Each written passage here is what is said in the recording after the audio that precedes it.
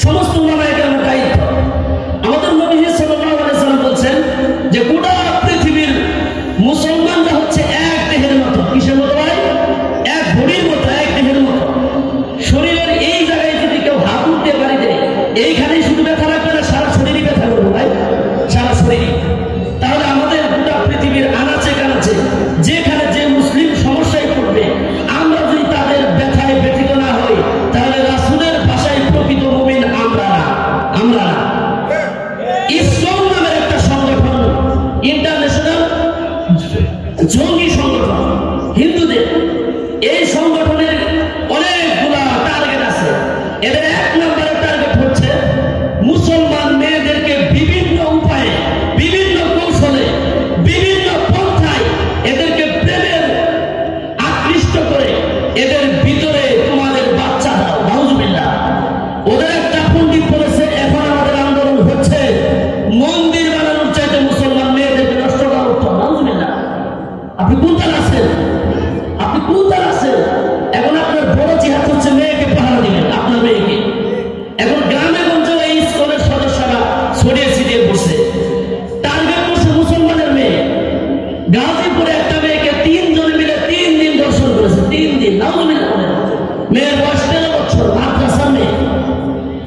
একটা ইমাম আমার মতো এই স্কুলের বিরুদ্ধে কথা বলে আপনাদেরকে সচেতন করে দিয়েছিল।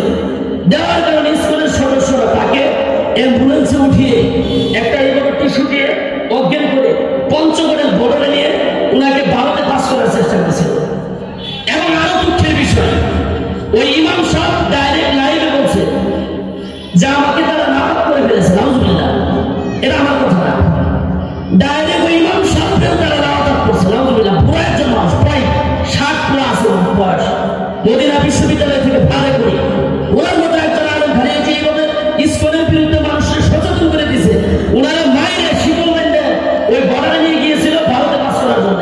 এলাকাবাসী চাইলে গেছে ছাইড়ে দিয়ে দৌড় মারছে, বুঝছেন? কিন্তু ইমাম সাহেব তারা বলৎকার করছে, মেয়েদেরকে বলৎকার করছে, ইমাম সাহেব বলৎকার করছে। এদের টার্গেট হচ্ছে মেয়েদেরকে বলবে প্রথমে তুমি আমার সঙ্গে প্রেম করো, আমি মুসলমান হবো। প্রথম তো বলতে কি তুমি আমার সঙ্গে প্রেম করো, তুমি তো মুসলিম মেয়ে, আমি তো হিন্দু ছেলে, তুমি যদি আমার সঙ্গে প্রেম করো, তোমার প্রেমের উসিলায় আমি মুসলিম হব। এটা প্রথম ডায়লগে দেয়। আমাদের মুসলিম মেয়েরা তো এমনিতেই সরল মহা, মেয়েরা এমনি সরল, আবার মুসলিম মেয়েরা আরো সরল। ওরা বলবে এটা তো ভালো কথা, ও যদি আমার প্রেমে যদি হাত উঠায় যদি মুসলমান হন, তাহলে তো আমি সরকার জানিয়ে আসবো। যে এই যে এই কথা বলে বলে মেয়েদেরকে আইফোন কিনে দেয়, নানান কিছু কিনে দেয়, কিনে কিনে দিয়ে দিয়ে দিয়ে দিয়ে ওরা মেয়েদেরকে প্রেমের প্রলোভন দেখায় বিভিন্ন জায়গায় নিয়ে হোটেলে নিয়ে দর্শন করে করার পরে ভিডিও করে, কি করে ভাই? ভিডিও করে করার পরে এটা রেখে দেয়। তারপরে মেয়ের পাশে আসবে না, এরপরে মেয়ের ফোন দেয়, এই আইসো, যদি না আসো যে ভিডিও কিন্তু ছাইড়া দিব। বুঝছেন?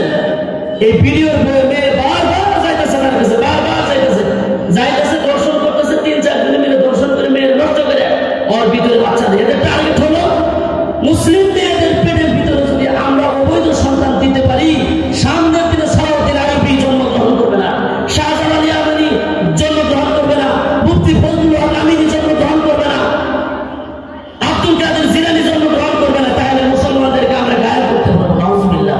বুঝতে পারছেন তাকে? এজন্য সবাই সচেতন থাকবেন।